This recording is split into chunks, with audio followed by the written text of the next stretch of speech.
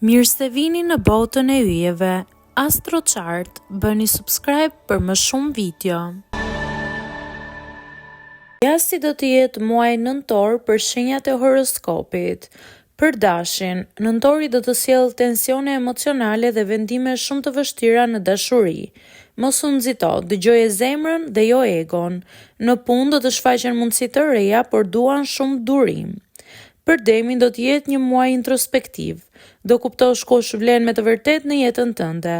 Mos e freno veten nga ndryshimet, ato mund të sjellin stabilitetin që ti kërkon. Për binjakët, Mërkuri në retrograd do ta hutoj kompletësisht. Mos merr vendime të mëdha tani.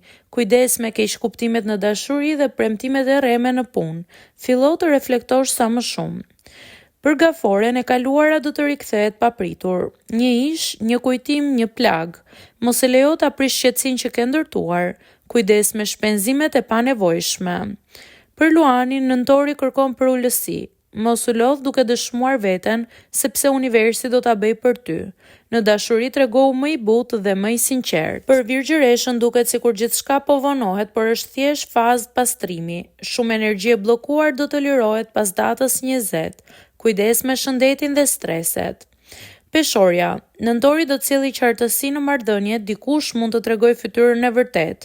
Fillo të vlerësosh veten më shumë dhe mos prano më pak nga sa meriton. Për Akrepin, ky do të jetë muaj transformimit.